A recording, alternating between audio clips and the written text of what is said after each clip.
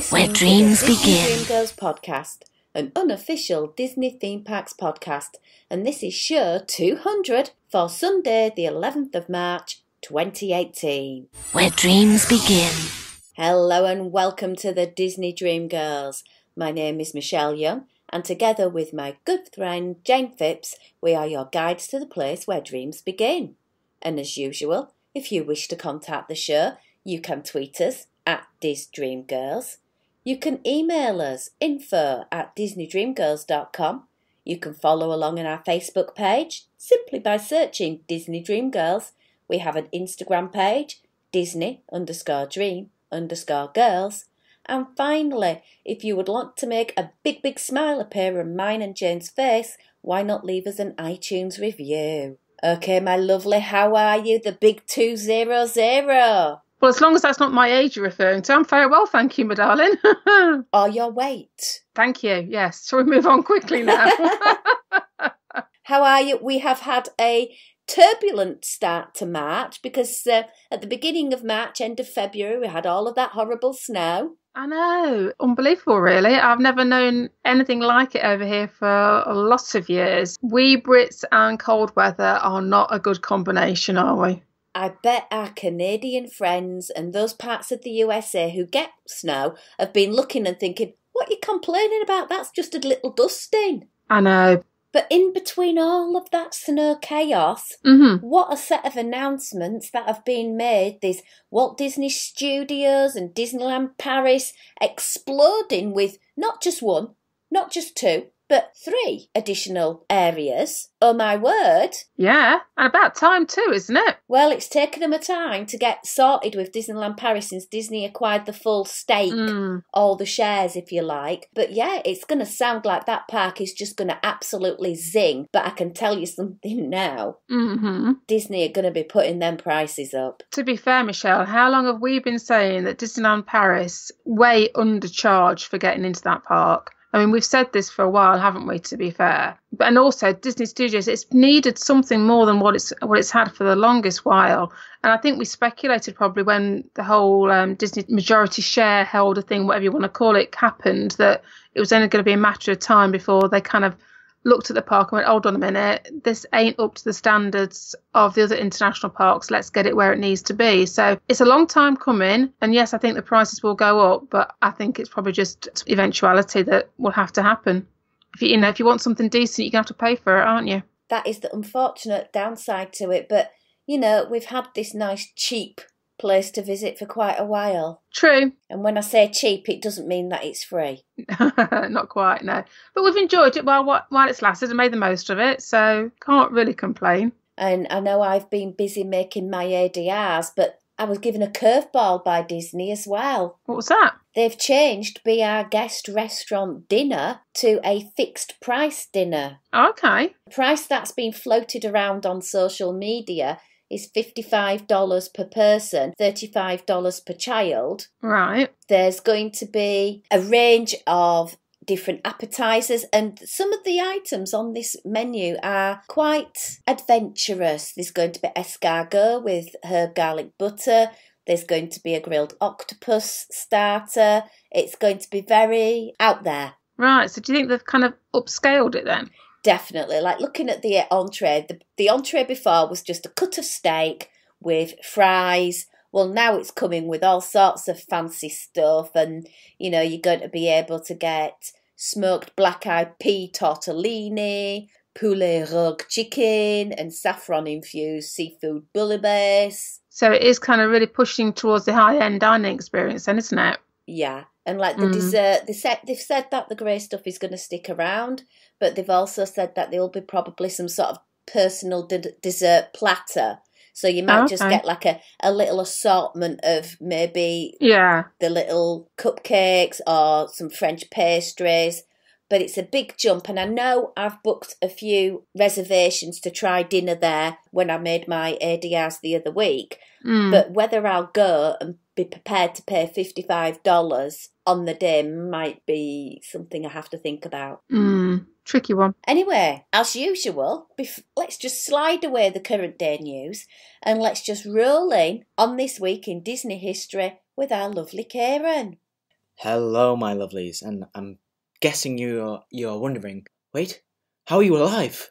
How did you survive? Well, I will tell you. I had to come to an agreement with the Apple company. Basically, I've got to plug their products, otherwise, yeah. So, buy the new iPhone for like nearly £1,000. Go on, do it, or they'll just buy an Apple product, okay? Just buy one. They're good, I think. Yeah. So anyway, let's get right into the show. So you thought last week you had a reprieve from the Snow White news? Well, it was short-lived. On the 12th of March 1936, Disney's first full-length animated feature, Snow White and the Seven Dwarfs, is released in the United Kingdom. Happy Mother. On the 13th of March, Walt and Lillian Disney took a ride home from New York. During that journey, Walt sent a Western Union telegram to his brother Roy stating, "Leaving tonight, stopping over KC, arrive home Sunday morning, 7:30, don't worry, everything okay, we'll give details when arrive." This telegram hinted at the painful loss of Oswald the Lucky Rabbit, but never to be beaten.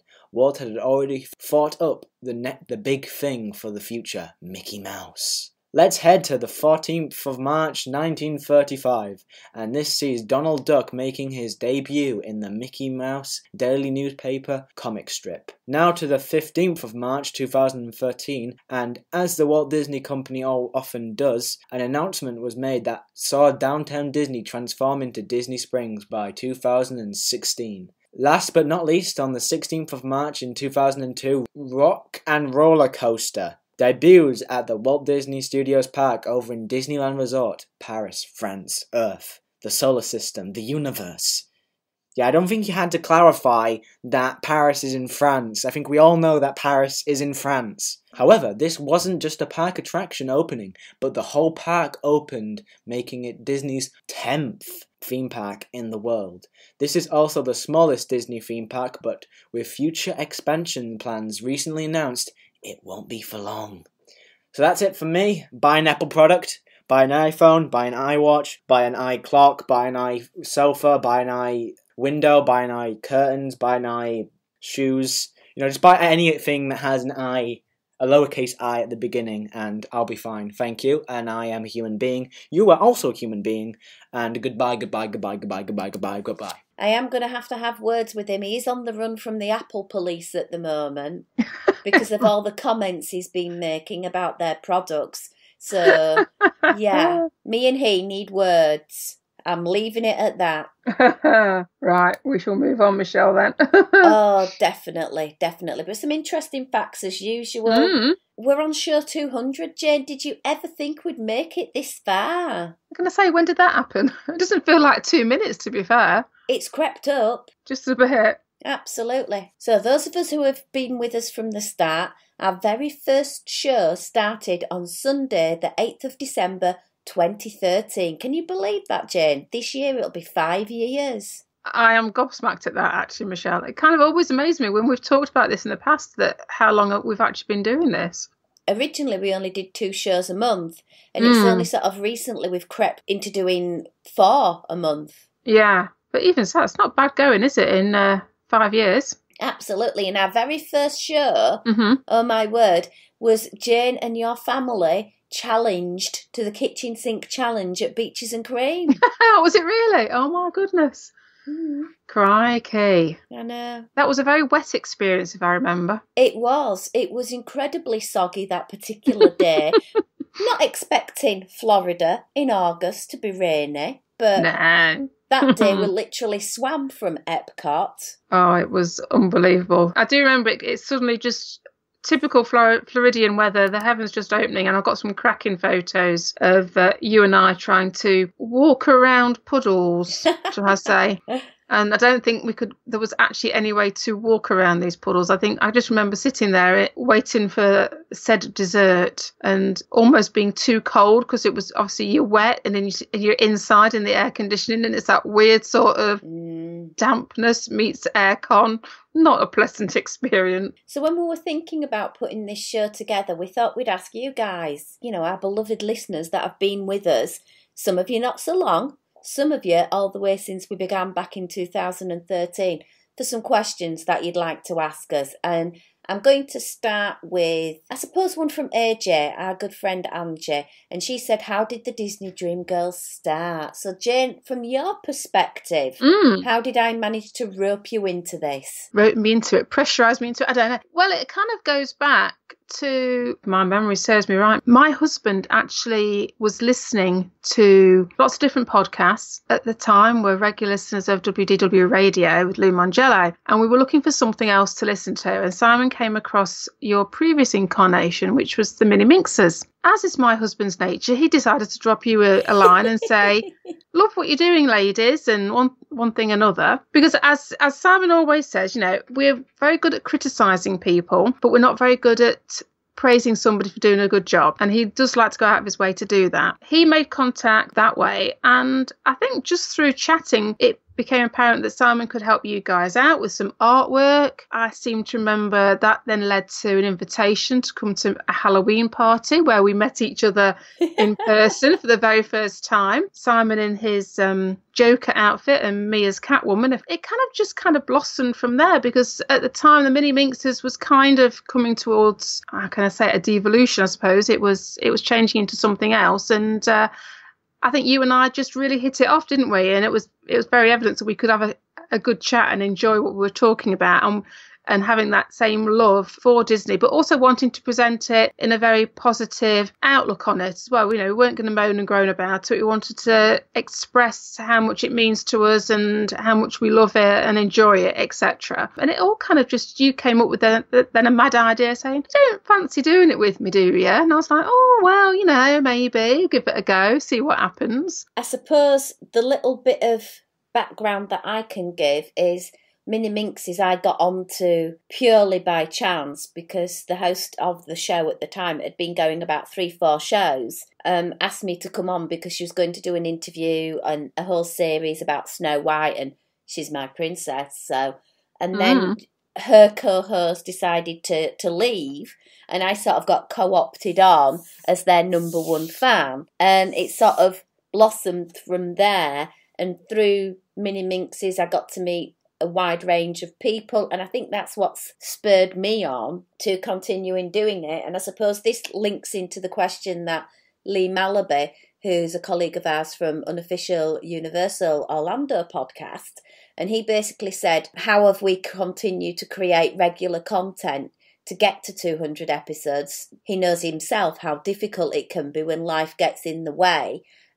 This was then furthered by Paul Tower Nicky saying, yeah, how do you come up with the interesting topics? It's so difficult to do so. And I think from my perspective, we've tried lots of different things, and it's I suppose between the two of us, we sort of judge what we think we'd like to listen to. Yeah, there's no point us sitting here trying to talk about something that doesn't float our boat.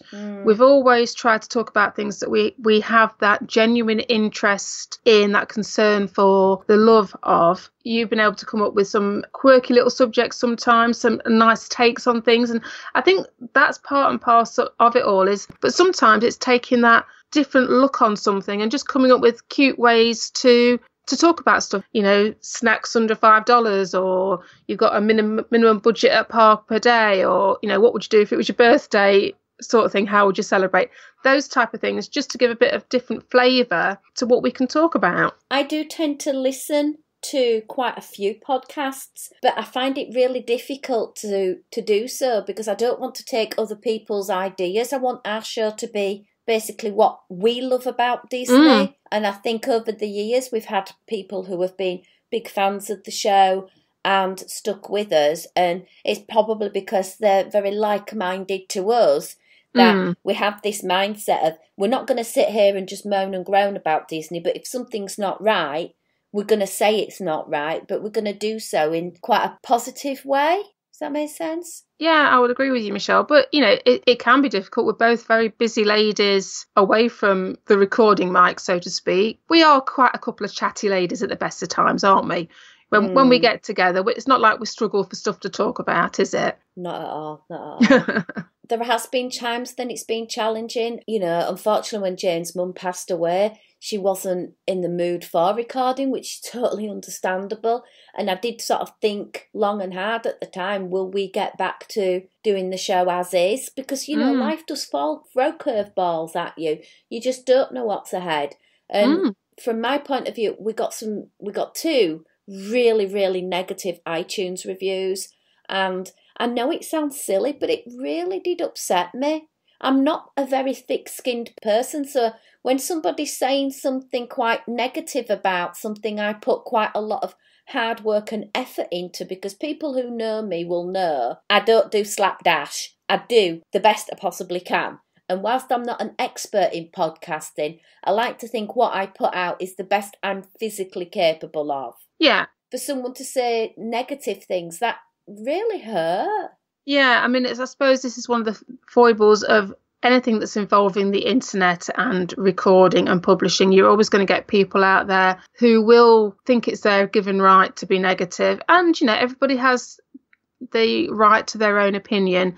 I think people don't always necessarily think about how they're expressing that opinion and the hurt that it can cause. I will back you up 125 million%, Michelle, that I know that your approach to this has always been to get out a podcast that is great fun to listen to, that is upbeat, but that has the quality there as well. And there's been many times we've had dodgy internet connections, we've had recordings that have failed, and we've gone back and we've found the time or found solutions to make sure that we can do what we can do and make it the very best that we can do at the same time. People forget that the amount of editing time that, because you do all the technical stuff, that you have to find to make sure that a show can go out and it runs smoothly and it sounds nice to listen to. Well, we try our best. And I suppose I took advice from someone who's been podcasting a lot longer than either of us have,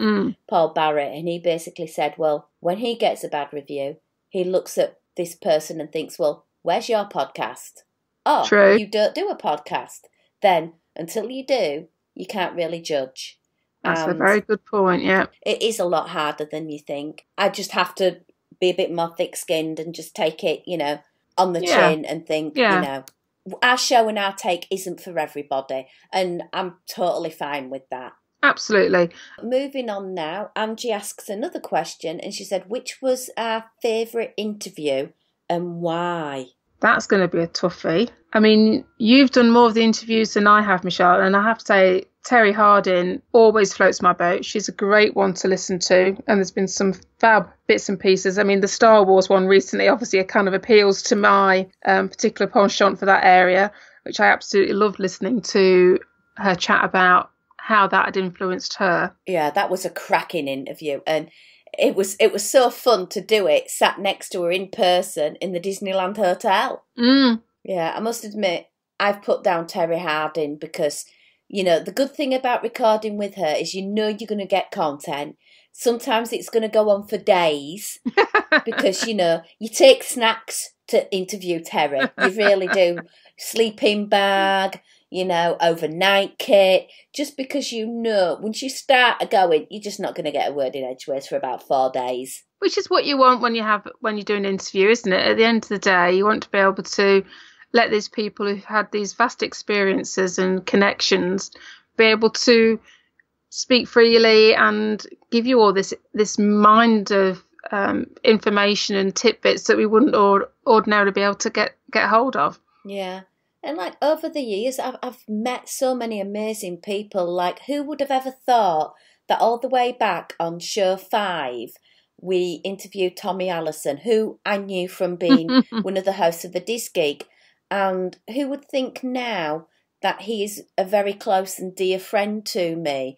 Absolutely, yeah. Speak to, you know, virtually on a daily basis because I've been so fortunate to meet him when I've been over to California, and he's travelled over to Florida to tie in trips. And that show on show 5, that was just brilliant because we recorded 2 shows with him that Sunday afternoon. Yeah.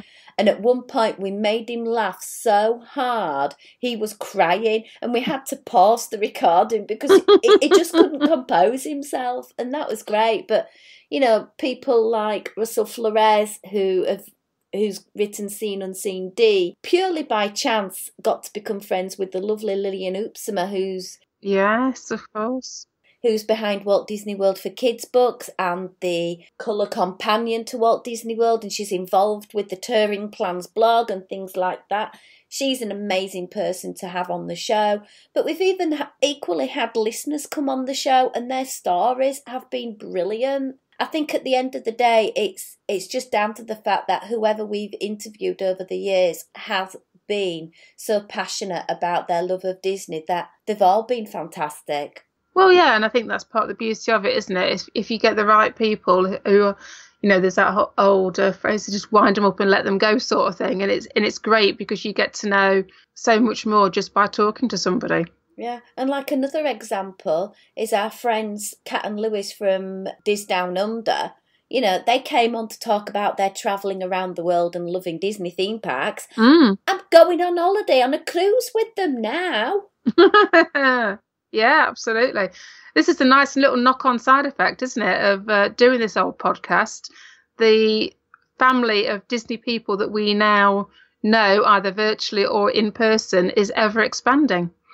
I like to do nice little funny things when I go to Disney. You know, little things that just don't take up any time or any cost.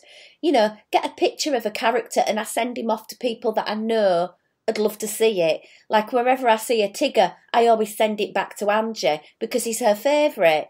Or whether it's like getting a postcard in the theme park and getting the Disneyland stamp and posting it off to people, or bringing home park maps. It's just spreading that Disney magic, and that's just fun. Yeah. Anyway, I digressed from the question and I've forgotten what it was now. This is one really based for you now, and this is going to be a tricky one, but let's go with it. Oh, okay. Erica Barfellas said, when does Jayne plan on returning to Walt Disney World?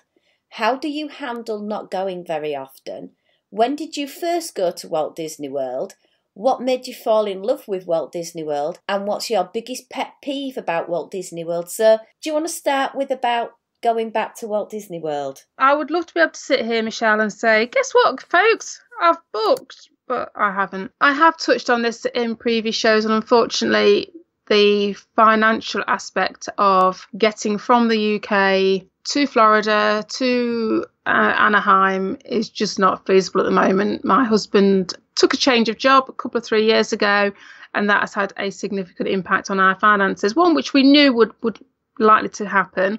Have plans, and it is talked about, and believe you me, between myself and my two kids and Simon, if we could book tomorrow and go, we would be booking and going without any hesitation whatsoever. But unfortunately, money can be a big factor. But we will be back at some point. I just don't know when that's going to be yet. But it is hard. I will say that I am surprised sometimes at myself that I carry on doing the podcast purely because to talk about Disney, especially when it's to do with different people having their trips, it can be hard sometimes.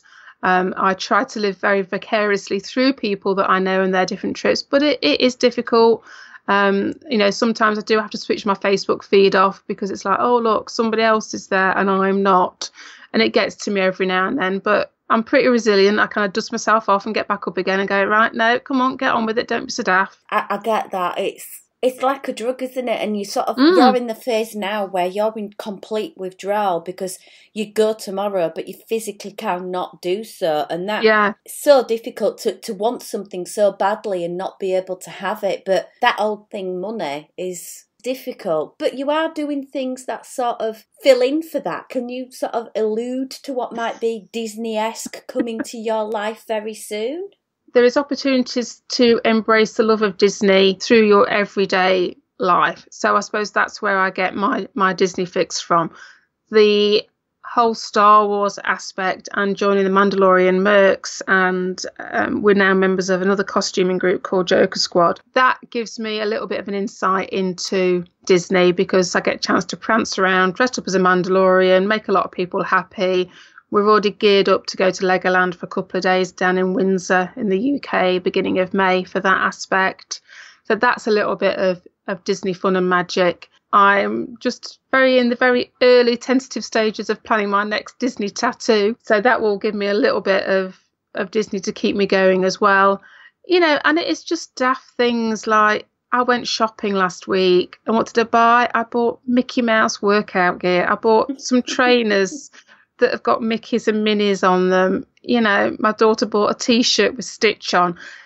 That's kind of what it is in my household. You know, I get people constantly tagging me in things on Facebook and what have you. I had somebody tag me only recently, and it was a daft little post, and it's quite sweet when people think of me in this way. It was a little post that was to do with a shop that's selling decals to stick on your wheelie bins in the shape of Disney princesses. And that's the sort of post that I get tagged in. But it's lovely that people see these daft things on the internet and go, Jayne would like that. Yeah. You know, and it's great that people that I know and care about understand how daft this little obsession of mine is. And the fact that they take time out of their day to do something like that is actually kind of sweet. So when did you first go to Walt Disney World? Because I know people sort of think, oh, Michelle's always there at the moment. But when you look at it on paper, I think you've been like so many more times, because I didn't go till a lot later in life. Yeah, I think we're probably about even now, I would think, Michelle. I very first went back in 1991. That was my first trip to Disney World. It was a kind of by accident trip out there. We're trying to go away with my parents that particular year. And unfortunately, my holiday that I booked through my work kind of mismatched with my dad. So we decided to look elsewhere, and we came across Orlando, and we found a cheap motel, bottom end of International Drive, opposite Wet and Wild, for those that can remember International Drive back in the day. And we thought, oh, you know what, let's just go for it. It was only Cyber Night at the time, so we booked it and went with no real expectations, to be fair.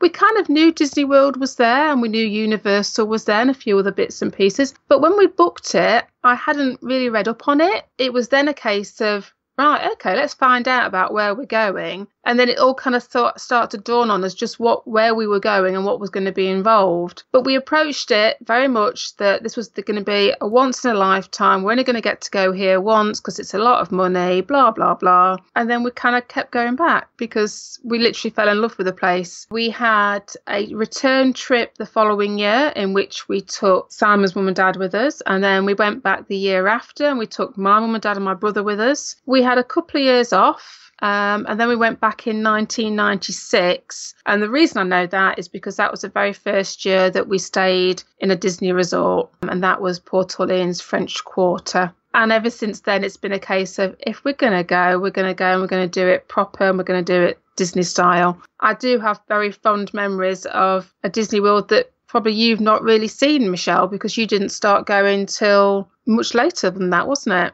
Yeah, I suppose the Disney World that I know, even in the 7 years that I've been going, it's evolved so much because it was 2010 when I first went, and it was evolving from MGM into Hollywood Studios. Right, yeah. Lots of change coming ahead with New Fantasyland, etc. And traditionally, I'd go once a year. Yes. And it was only in sort of like 2013 where I started getting a bit silly and going to California and adding in Paris and getting very obsessed that I was able to do quite a few trips. So I sort of had a gap from Walt Disney World for a while. And I suppose my first trip was with the family and we went for 3 weeks. Right, nice, yeah. I've spoken about it on the show before because my children have additional needs. I personally now would never ever go back and take the 3 of them together because it just would not be a holiday. It seriously would not. I've taken them individually and I think that's where my limit is. And plus the girls are 20, they're 21 this year. Whilst they like Disney, it's not what they'd like to do with mum. Yeah, and I think this is it, isn't it? I mean, we were very fortunate by going in the early 90s on our first few trips out there. It was just Simon and I. Because as much as I keep saying, oh, yeah, your dad and I will go to Florida. I have a 16 and a 20-year-old. I go, excuse me, are we not coming with you? And it's like, really? Can't get rid of you yet. It has become a very family orientated thing for us to do. I suppose the next bit of her question was, what is your biggest peeve about Walt Disney World? And I suppose we've both answered that quite eloquently. The cost. Yes, the cost and then the knock-on effect that I can't get out there when I'd like to. Yeah. Yeah, because of our holidays, we both work in education. If we want a big chunk of holiday, it's pretty much you've got to go at Christmas or in the summer or Easter. And they're all very, very expensive. The flights. Yeah, I mean, we get hit, don't we? It's like a double whammy. Not only are we going at very expensive times of the year, but we're also going at very busy times of the year as well, which is not brilliant. Linda Ellis Stewing asks, what is our favourite meal at each of the parks? Oh, you're probably more best to answer this one, Michelle, I would have thought, than I am at the moment. Oh, well, I suppose for Disneyland Paris, the most amazing meal I've ever had is at a restaurant called Waltz, and Waltz is on Main Street. And those of you who are a Disneylander, it's in the same sort of location as Carnation Cafe. And for me, it is theming, it's food, it's experience. As you go into the ground floor, it's full of pictures of Walt all the way through his life. And there's pictures there that I've not seen replicated anywhere else. No. And then you go upstairs and the restaurant is segmented into 6 different themes of rooms. And you can go and eat in the Fantasyland section, which is like a Gothic style room. There's Adventureland, there's Discoveryland, there's Grand Canyon, there's Frontierland. It's just brilliant. And the food, oh my word, I had a smoked fish tart to start with, a divine steak, and then to this day, this is probably the highlight of my desserts. It was like a brandy snap basket filled with a trio of sorbets and fresh fruit, and it was just perfect. And I had amazing company, and I just loved it. I suppose the most expensive in Disneyland Paris was the Innovations Character Brunch, which is at Disneyland Hotel. Oh, right, yes. The food is amazing. The characters, amazing. The price is a lot. It was just outstanding. I suppose if you're moving on to Disneyland itself, I suppose my favourite meal of all time was eating at the chef's counter at Napa Rose. Oh, of course, yes, I forgot you did that. This was on my first trip, and I suppose it's going to be the closest I'll probably get to a Michelin star meal. True. The food, I would say, is better than Club 33. That whilst Club 33 to me, it was all about getting to a place that Walt had devised and created. And it's such an exclusive place. It was, it's on every Disney fan's list. So getting there was amazing. And the food is astonishing. But Napa Rose's food, in my opinion, was better. We had the most outstanding bread service with a trio of different salts created to complement the bread. And then we had the Smiling Tiger salad, and then a smaller portion of the rabbit dish. I've never had rabbit before. This dish was just beautiful. And then another classic dish of theirs, the portobello mushroom bisque cappuccino, and it came in this little espresso cup. And then I had a steak dish, it melted on my tongue. And then the dessert, a decadent chocolate concoction with mango sorbet, and I loved it so much. The chef brought me over a martini glass filled with this sorbet. It was amazing. And then we had cheese courses. It was just fantastic. But then if even something as simple as having the Cobb salad at the Plaza, which is like under $20, that's just amazing. Yeah. For Walt Disney World, it's tricky because I've eaten in so many of the amazing places there, and a lot of them are linked into the environment as well as the food. Yeah. I suppose a marriage of them both is going to be Ohana at the Polynesian. Right, yeah. Because the particular day Stephen and Laura and I all ate there was a thunderstorm going on in the distance, and seeing that break over the Magic Kingdom was amazing. You can't go wrong. Dumplings, salad, roast meats and prawns, bread pudding with vanilla bean ice cream. fantastic. But like everything else that when you start talking about Disney, it's not just about the food, is it? It's about the setting and the experience and the people that you were with and the memories that it actually leaves you with. Another one that I don't think I'll ever replicate was going to Hollywood Brown Derby and doing their Dining with an Imagineer package. Oh, yes, of course, yes. I remember you doing that. Yeah, Pamela Rawlins, who had just been busy completing the new Fantasyland. Well, we got a trio of the classics off the menu from Hollywood Brown Derby. The Cobb salad, a steak, and the grapefruit cake. And we got so many unique souvenirs of meeting the Imagineer and stories. That was brilliant. She's also asked about snacks. Jayne, do you want to cover your favourite snacks? Well, I'm going to be really boring and go for the classics, I have to say. I think if it's going to be Disney World, then I'm not going to say Dole Whip. I'm going to say the citrus swirl over the Dole Whip. Am I allowed to do that? Well, do you know what? And I'm not lying now. I've written the same thing. Walt Disney World has to be the Dole Whip or citrus swirl, because on my last trip, I don't know whether it's my palate that's changing. Possibly, yeah. But I've always found the citrus too tart. But mixed with the ice cream, it was perfect for the hot, sticky August heat. Yeah. I must admit, I've always gone for the citrus swirl first, so that's why I put that down. But I have then put like a little, another one on the end. I put school bread. I know it's quite cliche, isn't it? But the cliche for a reason. Yeah. I've got also down Mickey Bar. Yeah. And I know you can get a Magnum, and I know the Magnum is probably tastier, but it's not shaped like Mickey. And as we all know, anything that's shaped like Mickey tastes better and has no calories. Yeah. There's always the raspberry sorbet from the Plaza on Main Street in Walt Disney World. In Disneyland, you've got the Matterhorn macaron or the Mickey macaron, the raspberry rose one. Oh, my word. And then the not very English toffee from the candy shop. In DLP, they're not really into the snacks at DLP, but... No, I struggled. I've literally wrote down nothing. Yeah. Well, we used to like the Hakuna fries, but they changed the recipe. Yeah. Difficult DLP. It's one area they're not very strong in, isn't it? I have to say. They'll get better.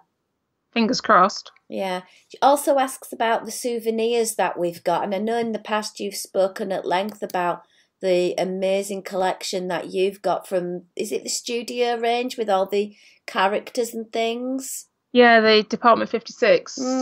Yeah, I've got all that. But as far as park souvenirs go, the one that I instinctively think of every time somebody asks me this is my light up rose. Yeah. That I got from our very first trip. And it was just Simon and I. And Simon, we were sitting there waiting to watch the Main Street Electrical as it still was back in the day. And he just came back with the rose, which was very romantic and it's toppy, and I still got it, and it still works, and it sits there amongst all my little bits and bobs of Disney memorabilia. And that and park maps. I love park maps, and I've got park maps and ticket stubs when you happen to have cardboard tickets. That I keep all that sort of thing, and it's actually those things, the little freebies that hold just as many memories for me as anything that I might have gone and physically bought.